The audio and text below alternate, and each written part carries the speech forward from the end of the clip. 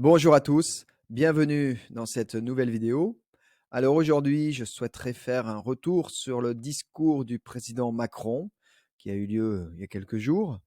Et encore une fois, qu'est-ce qu'on peut dire? On constate que, encore une fois, Macron n'aime pas la France. Macron fait tout pour détruire la France. Il ne parle que de l'Europe. Lui, c'est l'Europe. La France, quelque part, doit disparaître, hein. C'est même un frein à ses projets, à son plan global.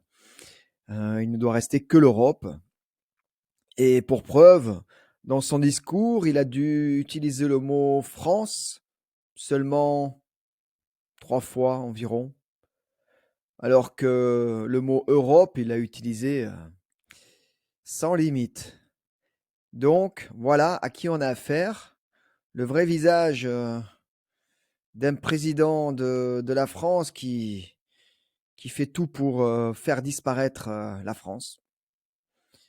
Donc, pour moi, ça, c'est un traître à notre nation, mais bon, ça, de jour après jour, on le constate de plus en plus. Et dans son discours, il en a encore fait preuve.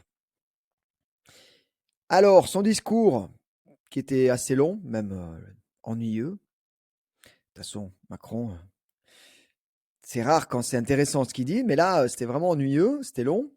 Et en fait, qu'est-ce qu'on peut dire? Réellement, c'était pas un discours d'un chef d'État. C'était plutôt un discours d'un consultant européen qui nous a vendu l'Europe, qui nous a vendu tout ce qu'il faut faire pour le bien-être de l'Europe, mais pas pour la France, hein. Là, malheureusement, les intérêts de la France, ils disparaissent avec ce président-là. Qu'est-ce que donc le contenu? Essayons de faire un petit peu les points principaux qu'il a abordés. Concernant la santé, alors là aussi, il est satisfait de la campagne de vaccination contre le Covid-19. Il semble satisfait, ça lui va. Tout ce qui a été mis en place, bien pour lui, c'est une réussite, hein, à l'écouter. Bravo. Si ça, c'est une réussite, qu'est-ce que ça va être dans le futur? Surtout que si ça, c'est une réussite pour lui, en parallèle, il ne parle pas des effets secondaires, pas un mot, alors que pourtant, aujourd'hui, on sait que beaucoup d'effets secondaires sont constatés, mais pas un mot. Non, non, là, c'est quelque chose pour lui qui semble pas important. De plus, il ne parle pas de cette chère Van der Leyen et ses histoires d'SMS et de contrats. Non plus, pas un mot. Ça n'a pas l'air de l'inquiéter. Bon, après, ça se comprend, hein, vu qu'ils sont, comme on dit, cul et chemise, ils travaillent dans le même sens. Il va pas aller demander des renseignements et des comptes concernant ces SMS et tout cet argent qui a disparu. Donc voilà, on comprend que Macron, ne fait qu'aller dans le sens de l'Union européenne. Et ce qu'il a dit, alors là, c'est énorme. C'est vraiment là, il a tout dit en cette phrase. Il a dit à un moment qu'il n'y a pas de souveraineté s'il n'y a pas de frontières. Eh bien là, avec ces deux phrases, il a tout résumé par rapport à la situation de la France aujourd'hui. Pas de souveraineté s'il n'y a pas de frontières. Ben oui, on le constate. La France n'a plus de frontières au sein de l'Union Schengen. Et donc, on a perdu tous nos droits, toute notre souveraineté, tout le contrôle de notre pays. Et les clés du pays ont été remis à l'Union européenne. Et tout ça, bien sûr, avec le soutien, mais alors très actif de Macron. Donc bravo, bravo, Monsieur Macron. On voit pour qui vous travaillez. Ensuite, il nous parle de la grande bascule. Ça aussi, c'est quelque chose qu'il adore répéter, la grande bascule. Alors tout ça, il le justifie toujours par la peur, la guerre, hein. Dans chaque intervention, il utilise toujours la peur pour avancer ses idées, pour soutenir ses idées. Et il met toujours en avant cette idée de devoir, il faut créer un État européen. Ça, voilà, ça c'est son dada, c'est son objectif premier, un État européen. Donc, vous comprenez les effets que cela aura, bien sûr. Plus aucun contrôle au niveau de la France.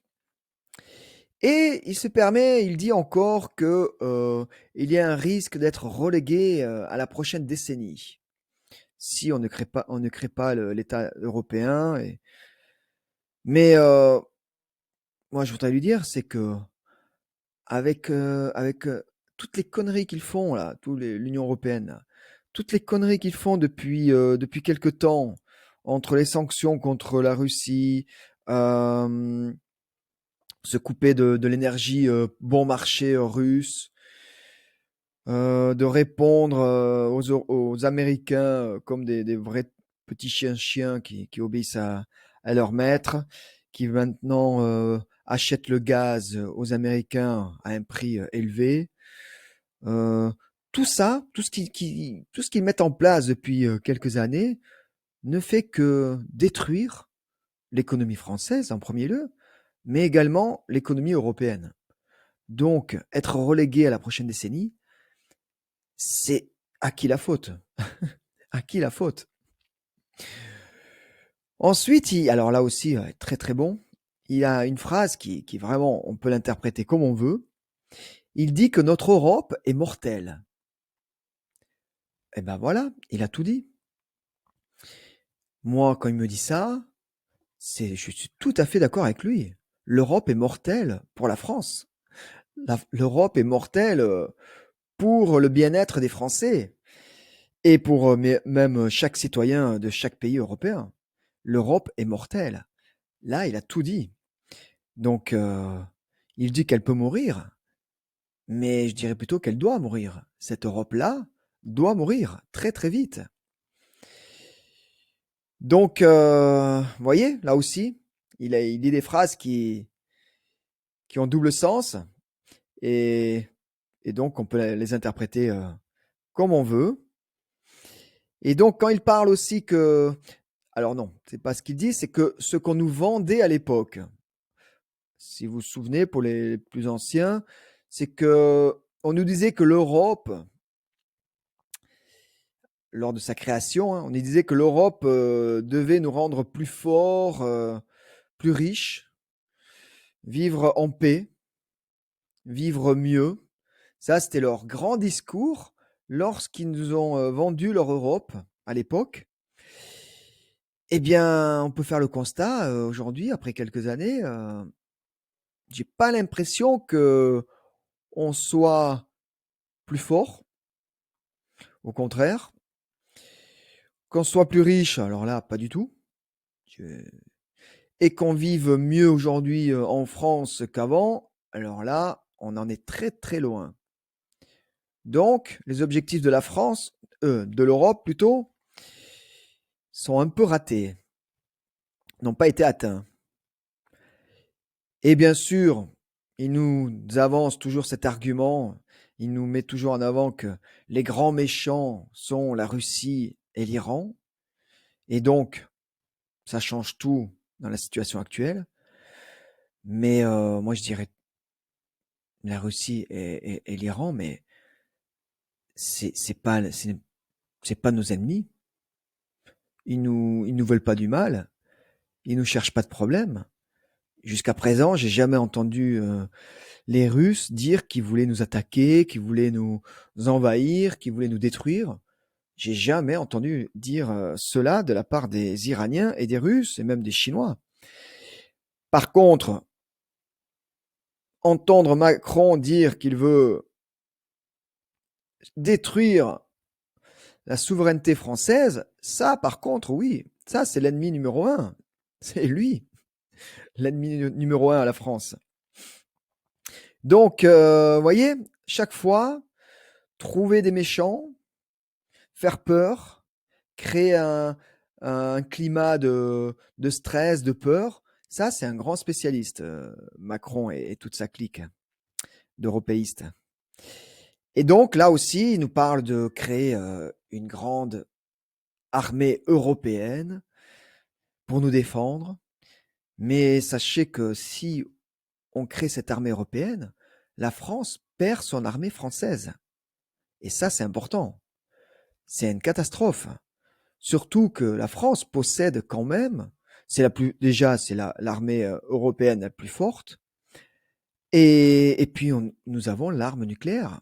Nous possédons l'arme nucléaire et Macron s'empresse de vouloir la distribuer, la rendre disponible à toute l'Europe. Mais c'est une stupidité, mais alors énorme, gigantesque. Hein. Qu'est-ce que vont faire certains pays européens si on leur donne cette capacité nucléaire? Par exemple, les Polonais, qui sont quand même bien énervés et qui sont prêts à tout contre les Russes. Qu'est-ce que ça veut dire, ça? On leur donne l'arme nucléaire et, et du coup, on prend le risque de partir en guerre? Donc là aussi, il faut vraiment arrêter. À la base, la théorie, c'était l'Europe, c'est la paix. Eh bien, aujourd'hui, on en est très loin, mais alors à des années-lumière. Surtout que si vous comprenez que si on crée cette armée européenne, ça sera une armée européenne qui sera sous contrôle de l'OTAN. Donc, on va perdre d'une part toutes nos technologies, d'assaut, le côté nucléaire, tout ça, on va le perdre. Ça va être donné gratuitement à l'Allemagne et aussi aux Américains. Donc, on va perdre tout ce que l'on a construit pendant des années, qui faisait les valeurs et la force de la France. On va tout perdre très rapidement grâce à Macron. Donc voilà, on peut constater que tout est européanisé, pardon, difficile. Et, et en plus, c'est un va-t-en-guerre, ce Macron. Il assume, là, il a encore dit qu'il assumait ses propos d'envoyer des hommes en Ukraine. Et il se permet de dire que nous n'avons pas de limite face à la Russie. Il répond non à cette question. Donc là aussi, c'est le président qui veut déclencher une guerre. Et pour moi, il veut faire ça parce que justement, il n'est pas capable de régler les problèmes dans son pays. Et puis non, il ne le veut pas. C'est pas quelque chose qu'il souhaite. Il veut au contraire détruire le pays, déclencher une guerre pour justement transférer l'attention sur une guerre avec un autre pays. Et tout ça pour ensuite reconstruire une Europe comme il le souhaite. Et donc la France ne sera plus qu'une fédération ou même une région d'une Europe, d'un État européen. Voilà, on l'entend qui dit qu'il veut créer un conseil de défense intérieur à l'Europe. Donc la France perdra, l'armée française perdra toute sa souveraineté. Là aussi, les militaires russes, les militaires français, j'aimerais bien savoir ce qu'ils en pensent de tout ça, parce que pour l'instant, ils sont pas très actifs, réactifs. Donc, à un moment, il va falloir quand même réagir. Alors, concernant sa grande annonce d'élargir le marché unique dans 3 domaines. Le premier, c'est l'énergie. Le deuxième, la télécommunication. Et le troisième, la finance. Encore une fois, tout contre la France. Je m'explique. Tout d'abord, il vante les mérites du Made in Europe. Mais là aussi, c'est une belle connerie. Le Made in Europe, qu'est-ce que ça veut dire? Ça veut dire qu'on va produire dans les pays bon marché, qui ont la main-d'œuvre la moins chère en Europe. La Pologne, tous les pays de l'Est. Et si l'Ukraine rentre dans l'Europe, alors ça va être encore pire, parce ils auront vraiment la main-d'œuvre la moins chère de toute l'Europe. Donc, Pour notre industrie française, c'est la fin. Concernant, il parle aussi, donc ça voudra dire, voilà, je voulais dire une délocalisation encore plus importante. Il nous met en avant qu'il faut une PAC forte. Alors déjà, la PAC, c'est vraiment une belle connerie, ça aussi, parce qu'il faut savoir que la PAC, on la finance plus qu'elle nous donne. Vous comprenez? On donne plus d'argent à la PAC, donc pour l'Europe, sur le plan agricole, que l'on en reçoit. Donc là aussi, c'est une belle foutaise, cette PAC. Et en plus, donc il veut renforcer la PAC en prétendant que l'agriculture européenne doit être plus forte, mais en parallèle, c'est là où c'est Macron dans toute sa splendeur, il défend les accords de libre-échange avec la Nouvelle-Zélande, le Mercosur, parce que là aussi il a dit qu'il fallait modifier 2-3 points, mais il soutient le Mercosur. Donc voilà, c'est tout contre l'agriculture française, une fois de plus. Ensuite, il nous parle de la finance. Il veut doubler le budget européen. Alors, comment on double un budget? Tout simplement en récoltant plus d'argent, c'est-à-dire plus de taxes, plus d'impôts. En sachant que la France, dans le budget européen, ça représente 20% du budget financé par la France. Donc, on va augmenter les taxes et les impôts, et donc pour chaque Français, ça sera une augmentation bien forte, parce qu'on contribue à hauteur de 20%. Et imaginez si l'Europe s'élargit avec des pays comme l'Ukraine. C'est des milliards qu'il va falloir financer pour reconstruire l'Ukraine. Même Zelensky l'a dit, c'était, je crois, 180 milliards dont il a besoin, mais je crois que l'enveloppe totale, c'est encore beaucoup plus. Tout ça, ça va être financé en partie par la France, puisque 20% est financé par la France. Et en parallèle, il n'y a pas d'argent pour les hôpitaux français, il n'y a pas d'argent pour nos agriculteurs. Donc vous voyez, c'est tout pour les autres et rien pour les Français. Et ensuite, là aussi, il faut faire très attention. Il nous parle de libérer l'épargne française. Alors moi, quand on me dit je vais te libérer ton épargne, je comprends tout à fait, tout de suite, qu'on veut me prendre mon épargne pour en faire don, peut-être, ou l'utiliser pour des choses qui ne m'intéressent pas et qui ne vont pas dans mon sens. Parce que moi, l'épargne, mon épargne, c'est mon travail, et donc c'est l'argent dont j'ai besoin, que je veux garder, et j'en fais ce que je veux. Donc libérer mon épargne, je suis pas d'accord. Désolé, mais il faudrait d'abord qu'on me demande mon avis.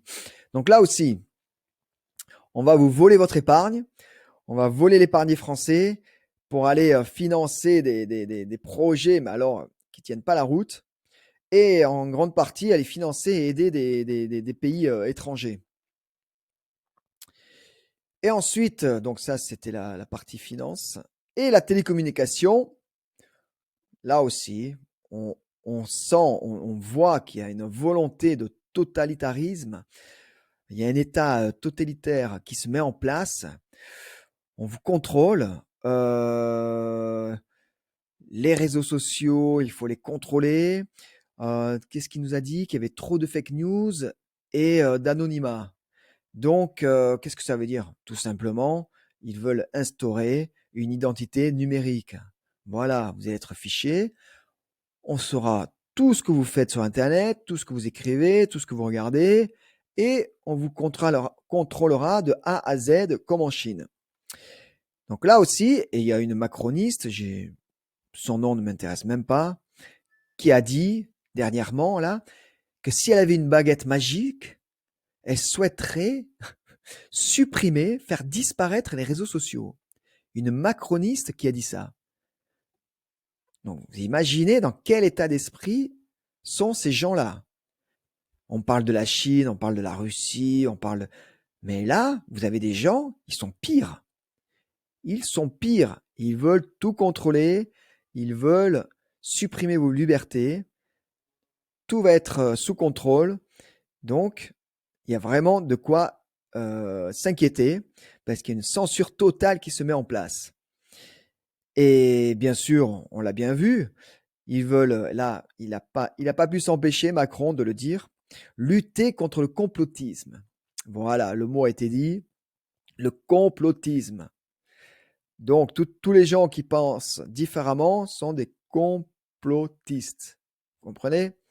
Là aussi, la pensée unique se met en place. Et même, il veut empêcher, ça a été fait, ça a été voté, empêcher le débat scientifique. Hein? Aujourd'hui, si vous remettez en cause un traitement ou un vaccin, vous pouvez être jugé ou recevoir une amende. Donc voilà où on en est en France aujourd'hui sous l'ère Macron. Et un dernier point, pour les européennes, par exemple, ils souhaitent dans le futur mettre en place des listes transnationales. Alors, qu'est-ce que ça veut dire? Tout simplement, il veut tuer tous les partis souverainistes. Voilà. Il veut que ça devienne en fait des partis de différents pays qui se regroupent par rapport à des idées. Et donc, vous ne pourrez plus créer de partis qui défendront les intérêts d'un pays seul. Voilà. Voilà où on en est avec Macron. Et pour finir, dans son annonce qui pour moi résume tout, quand il parle, quand il dit vive l'Europe, vive la République, vive la France, l'ordre, pour lui, il est très clair. L'Europe en premier, la République et en bas du tableau, la France. Voilà Macron dans toute sa splendeur. Merci de m'avoir écouté.